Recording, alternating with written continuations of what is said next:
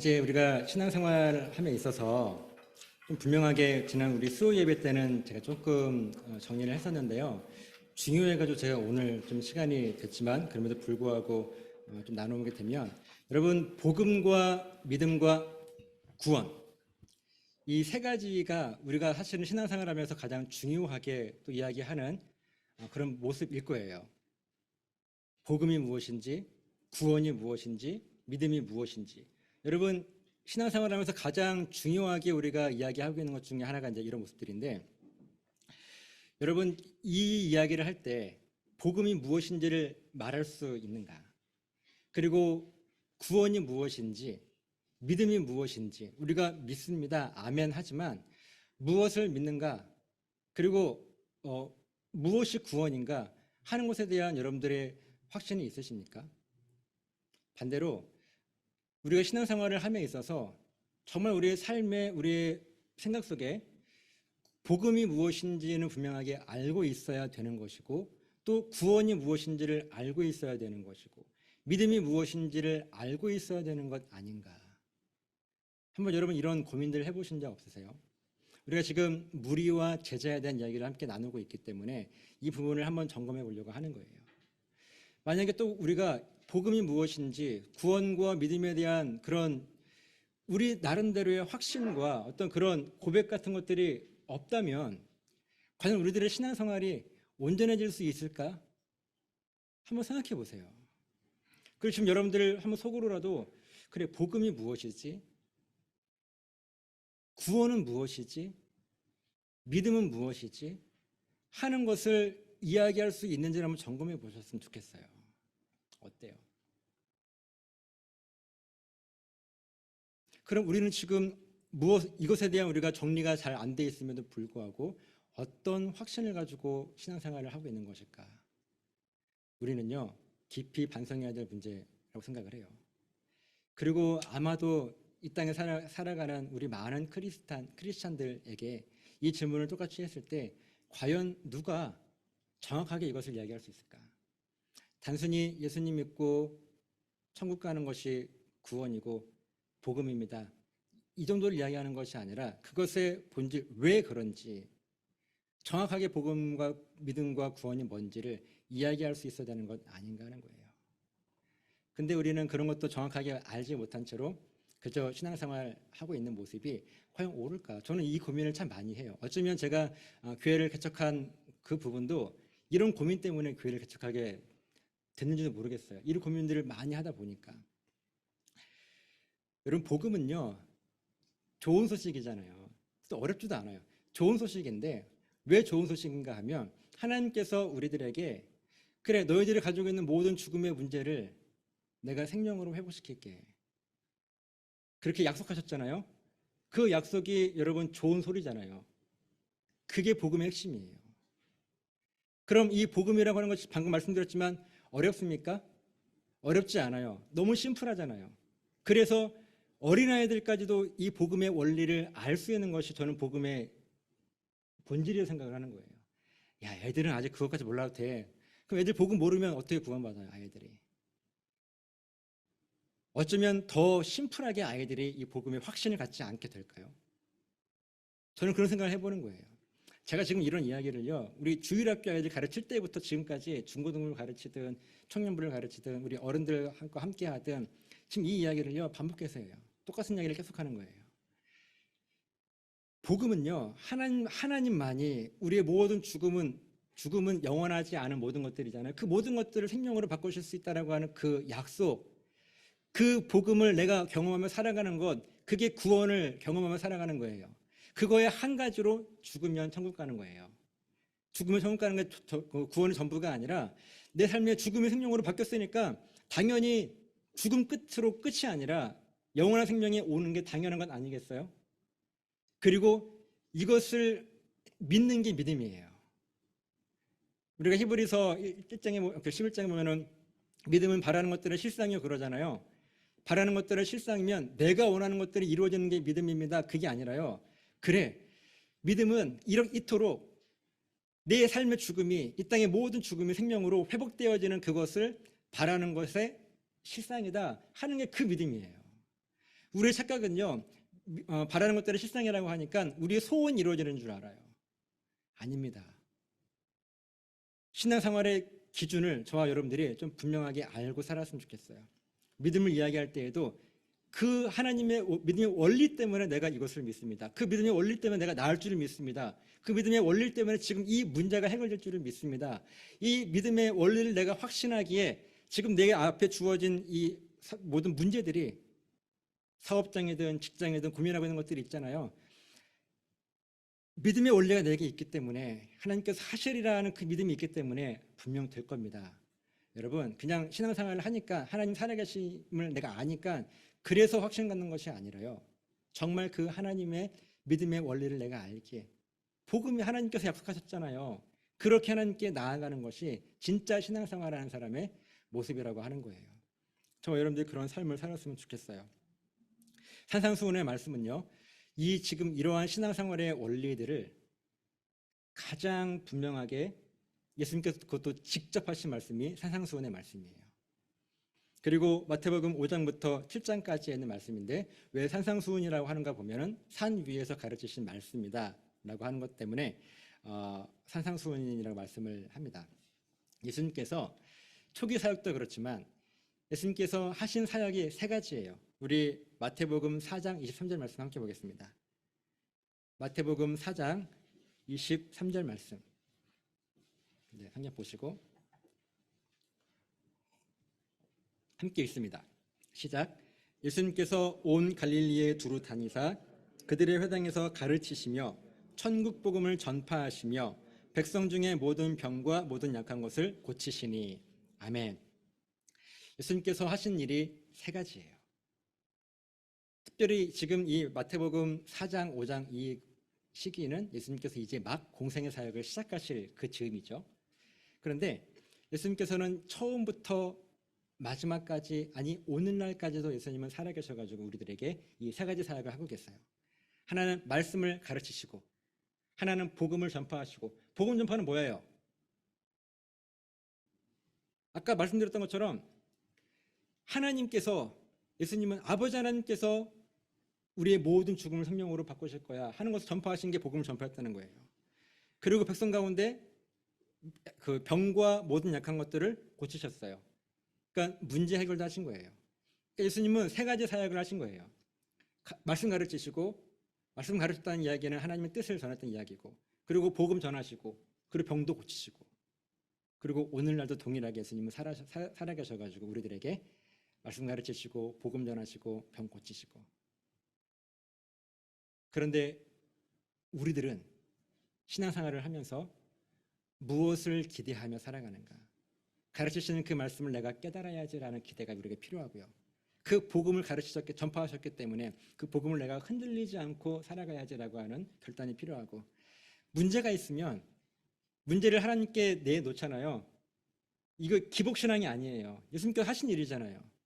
내게 문제가 있으면 하나님께 나아가야죠. 하나님, 병 낫게 해주세요. 문제 해결해 주세요. 마땅히 나아가야 되는 겁니다.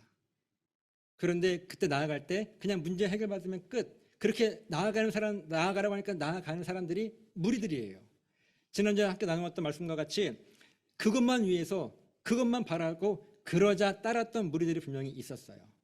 이 세 가지, 그 당시 사람들은요, 예수님에 대해서 이 세 가지를 하시는 분으로 알아야 되는데 그저 병 고치는 것, 문제 해결해 주시는 분, 그 정도로 예수님을 알았단 말이에요. 그렇게 알고 예수님을 따랐던 수많은 무리들이 지금 나와 있는 거예요. 아직 사람들 예수님이 잘 누군지 몰랐어요. 그 가운데 자기를 위해서 따른 사람이 무리들이고요, 하나님을 위해 따른 사람들이 제자들이에요. 자, 이때 그렇게 많은 무리들이 모여 있는데 그때 이제 예수님께서 제자들을 보십니다. 우리 1절 말씀 같이 볼게요. 5장 1절 말씀 같이 보겠습니다. 시작. 예수님께서 무리를 보시고 산에 올라가 앉으시니 제자들이 나아온지라. 예. 성경은요, 무리와 제자를 분명하게 구분합니다. 원어의 의미가 그래요. 자, 원어의 의미로 무리는요, 그냥 많은 사람들 그렇게 이야기하고 있지 않고요, 어쩌다가 모인 사람들이에요. 우리가 예를 들어서 분명한 목적 가지고 많이 모일 수 있잖아요. 그것도 무리일 수 있잖아요. 근데 그런 무리를 이야기하는 것이 아니라 그냥 방향과 목적이 없어요. 그냥 어쩌다가 모여 있는 사람들을 성경이 말하는 지금 무리예요. 그리고 제자라고 했는데요. 지금 여기 보시면 본문에 제자들이 나온지를 그랬잖아요. 이때 제자들은요, 예수님께서 어떻게 표현하셨는가 하면 그의 제자라고 해요. 그러니까 보세요. 지금 이 1절 말씀을 제가 이제 원어의 의미에 가깝게 제 식으로 해석을 해볼게요. 성경에 있는 건 아니고 이렇게 이해하시면 좋을 것 같아요. 예수님께서는 자기의 필요를 따라 문제를 해결받기 위해서 모인 수많은 무리를 보셨습니다. 그리고 산에 올라가 한 장소에 앉으셨는데 바로 그때 모든 것을 예수님께 내어놓고 자기를 따르는 그의 제자들, 즉 예수님의 소유된 제자들이 무리 속으로 들어오는 것을 보셨습니다. 그 말씀이에요. 지금 이 짧은 1절의 한 말씀은요, 그냥 많은 사람들이 그저 자기 문제 해결받기 위해서 모여 있는데 그 많은 사람들 가운데 자기에게 모든 것들을 걸고 따른 자기의 소유된 그의 제자들이 나아오는 것을 지금 봤단 말이에요. 무리들은 어쩌다가 모인 사람들이고 제자들은요, 정확하게 그의 소유라고 예수님 말씀하고 계십니다. 그리고 2절 말씀, 입을 열어 가르쳐 이르시되 라고 말씀하고 있어요.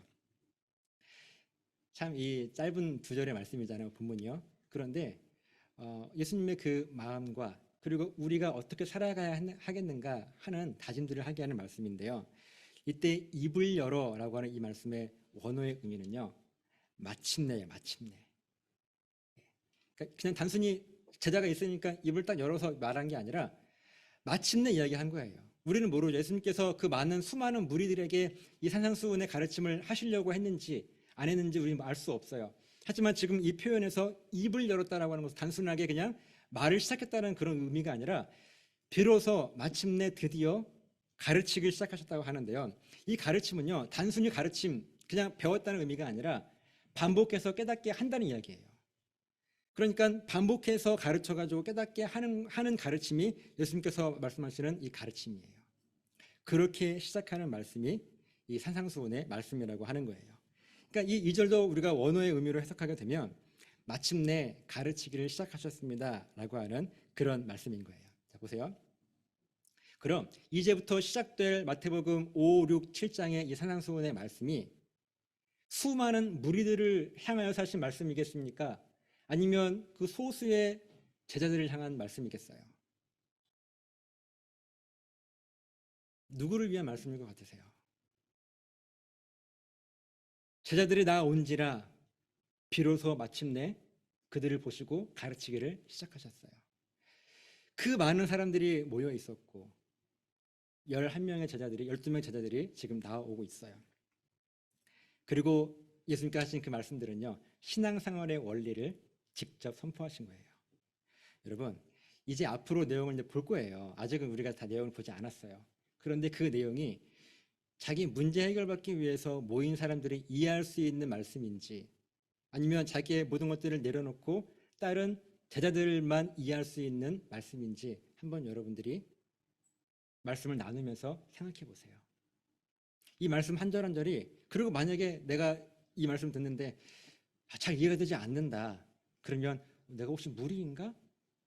약간 무리의 삶을 살고 있나? 점검하시고 빨리 돌아오시면 되는 거예요. 그렇게 시작한 첫 번째 말씀이 바로 복이에요. 복. 여러분, 복 받고 싶으세요?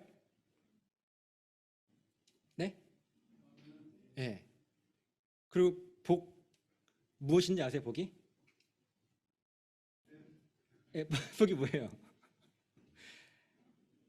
분명히 세상에서 이야기하는 복이 있고 성경이 말씀하는 복이 있을 거예요. 여러분들이 기대하시는 복이 성경에서 말씀하시는 복과 세상에서 이야기하는 복과 다르지 않다면 그것은 성경이 이야기하는 복이 아닐 거예요. 이제 다음 주는 성탄 칸타타니까 그 다음 주부터는 1월 1일 그 주일부터는 복에 대한 말씀을 함께 나눌 텐데 여러분 한 번도 안 들어본 말씀일 거예요. 왜냐하면 저도 한 번도 못 들어보고 제가 말씀을 보니까 복이 이게 복인데 왜 이것을 아무도 이야기하지 않지? 저는 지금 그런 마음으로 묵상하고 있는 이 복에 대한 말씀이에요. 여러분 꼭 기대하시고 내년도에는 이 산상수훈의 말씀을 가지고 예수님께서 맨 처음 하시는 말씀이 복 받아라 하는 그 말씀이거든요. 그 복이 어떤 복인지 우리가 깊이 나누고 그 은혜를 가지고 또 내년 한 해도 살아갔으면 좋겠어요.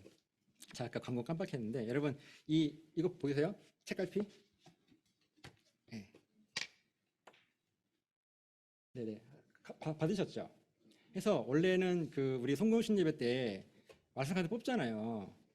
근데 말씀 카드 뽑는 거는 모르겠어요. 저는 이제 개인적으로 별로 그 옳지 않다 생각해가지고, 왜냐면은 왜 그 전 보는 것 같잖아요, 약간. 그래서 그럼에도 불구하고 이게 유익하니까 그냥 저도 하려고 했는데 생각해 보니까 그러지 말고 이거를 책갈피로 여러분 쓰세요. 그리고 여러분들 주변에 전도용으로 쓰시기도 하고, 혹시 보시고 말씀이 좀 나한테 좀 이렇게 필요하지 않은 말씀 같다 그러면 바꾸세요. 가셔가지고 말씀 고르세요. 다 틀리거든요. 예, 말씀 고르시고 내가 좋아하는 말씀 가지시고 우리 식구 아이들에게도 좀 주시고, 그렇게 혹시라도 전도용으로 했을 것 같았으면 앞에 이렇게 안 했을 건데 제가 전도용으로도 좀 만들어 놓을게요. 그러면 여러분들이 가져가셔가지고 편하게 주변 사람들에게 이거 책갈 필요 써 해서 하나 주시면은 좋을 것 같아요. 그렇게 뭐 2장이든 3장이든 많이 가져가셔도 상관없어요. 주변 분들 주시고 우리 가족들에게 먼저 같이 하나씩 주시고, 여러분 책 많이 있으면 거기에 또 몇 군데 꽂아가지고 쓰시면 돼요. 부족하면은 또 만들어서 이걸 통해 가지고 우리가 뒤에 말씀도 잘 정리해가지고 전도하기도 하고, 또 우리 또 멋있잖아요. 이렇게 굿즈. 네, 지금은 이제 이 책갈피 굿즈인데 제가 조금 더 굿즈를 생각해 둔 것들이 몇 가지 있어요. 그래서 전도용으로 우리가 누군가에게 필요해서 주고 편하게 줄 수 있잖아요. 이쁘니까 이렇게 주고 또 이렇게 교회에 안내할 수 있도록 그런 목적으로 쓰시면 좋겠습니다. 다시 말씀으로 돌아오면 제자들은요, 무리와 제자 가장 큰 차이는요, 나를 위해 신앙생활을 하는 사람들은요 무리예요. 하나님을 위해 신앙생활을 하는 사람들은 제자입니다. 또 문제 해결이 목적이라면 무리예요. 또 복음을 증거하는 증인으로 내가 살아가길 결단하는 사람들은요 제자예요. 오늘 여러분들은 무리이십니까? 제자이십니까? 말씀의 제목이 제자 어디로 가는가 그랬어요. 제자는 무리들과 같이 그냥 어쩌다가 그냥 나 있다 보니까 여기 있네, 그게 아니라 분명하게 복음이 무엇인지를 알기에, 구원이 무엇인지를 알기에, 또 믿음이 무엇인지를 알기에 내가 지금 여기에 왔습니다 하는 그런 믿음의 결단들이요 제자이신 저와 여러분들 삶에 가득하시기를 예수님의 이름으로 부탁을 드립니다. 기도하시겠습니다. 찬양을 같이 할게요. 우리 선한 능력으로 찬양인데요, 이 말씀, 이 찬양 가사를 잘 기억하시면서 하나님, 제가 무리의 삶의 모습이 혹 내게 있다면 내려놓고 제자의 삶을 살기를 결단합니다. 그런 다짐과 결단으로 함께 찬양하시면서 우리 봉헌하겠습니다.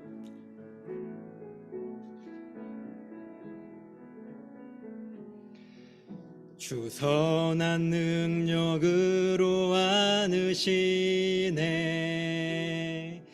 그 크신 팔로 날 붙드시네, 절망 속에도 흔들리지 않고 사랑하는 주 얼굴 구하리. 선한 능력으로 일어서리. 주만 의지하리. 믿음으로 우리 고대 안에 주 오실 그날 영광의 새날을 맞이하리. 2절입니다. 이전에 괴로움 날에 워싸고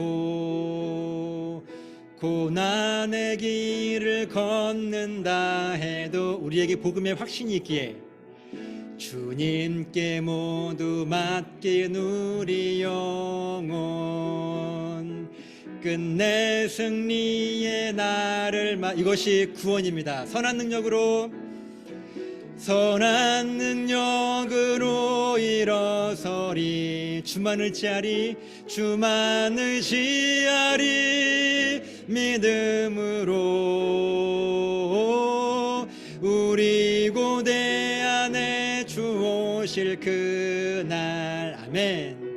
승리의 새날을 맞이하리. 주님이 마신 고난의 쓴 잔을 우리도 감사하며 받으리. 주님의 남은 고난 채워가며 예수와 복음 위에 살리라. 아멘. 선한 능력으로 일어서리. 주만을 지하리. 믿음으로 우리 고대 안에 주 오실 그날. 승리의 새날을 맞이하리. 선한 능력으로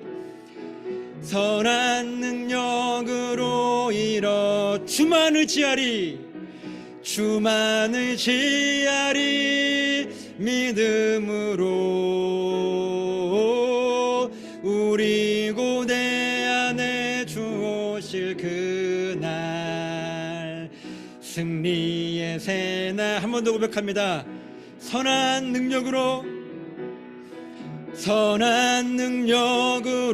일어서리. 아멘. 주만을 지하리. 믿음으로 우리 고대 주 오실 그날. 승리의 새날을 맞이하리. 이 시간 함께 합심해서 기도할 때, 하나님, 저는 무리인가요, 제자인가요? 저는 제자인 줄 살았지만 제 삶의 모습은 혹 무리의 모습이 아니었는가 하는 것들을 이 시간 점검하게 하시고 결단합니다. 하나님, 이제는 나를 위한 신앙생활이 아니라 하나님의 영광을 위한, 그 복음의 증인으로서의 삶을 살기 위한 그런 복된 모습이 될 수 있도록 지켜달라고 이 시간 같이 한번 주의 이름 통성으로 크게 부르시고 통성 기도합니다. 주여! 걸어가신 아버지 하나님 고맙습니다. 하나님, 이 시간에 우리가 말씀 붙들고 기도할 때 내가 무리인가 제자인가 하는 것들을 점검하게 하시고, 하나님, 내 삶에 무리의 모습이 있다면 시간 다 내려놓게 하시고 오직 예수 그리스도의 제자요 그의 소유된 백성이요 아버지 하나님, 믿음으로 승리할 수 있는 거룩한 삶의 모습이 우리 삶 가운데 또 주께서 붙잡아 주시고 이 시간 선한 능력으로 일어서겠습니다. 하나님만 의지할 것입니다. 그 믿음을 가지고 나아갈 때 하나님의 크신 은혜가 우리 삶에 충만히 임할 수 있도록 붙잡아 주시는 그 거룩한 역사 하심을 하나님 허락하여 주시옵소서. 말씀에 깨달아지는 그 삶의 모습, 하나님, 그 하나님의 음성이 들려지는 그 귀한 영적인 고백이 우리 삶의 아버지 충만하게 하시고 성령께서 역사하시는 그 믿음으로 이 세상 살아가는 데 있어서도 아버지 흔들리지 않게 하시고 우리가 어디를 가든지 간에 하나님만 붙들고 의지하는 그런 목대 삶의 모습이 될 수 있도록 주님 역사하시고 인도하여 주시옵소서. 하나님의 말씀으로 깨달아가는 그 은혜가 있기를 소망합니다. 아버지, 깨달음을 주님 허락해 주시옵시고 삶에 결단할 수 있는 믿음의 능력들을 하나님 허락해 주시길 소망하오니 아버지 역사해 주시옵소서. 주께서 붙잡아 주시옵소서. 하나님 인도해 주시옵소서. 하나님 고맙습니다.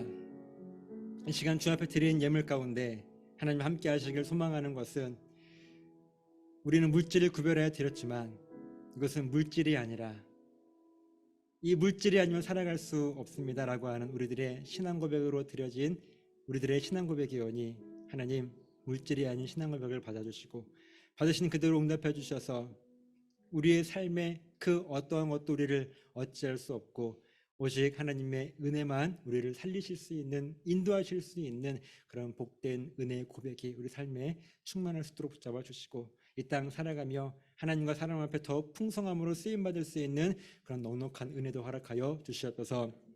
지금은 우리를 죄에서 구원하시기 위하여 십자가에 죽으시고 부활하신 예수 그리스도의 은혜와 아버지 하나님의 크신 사랑하심과 성령님의 도우시는 놀라우신 은혜가 이 시간 말씀 앞에 결단한 우리 사랑 성도들 머리 위에 저들의 가정과 사업장과 직장과 몸된 교회 위에 이제로부터 영원토록 함께 있을지어다. 아멘.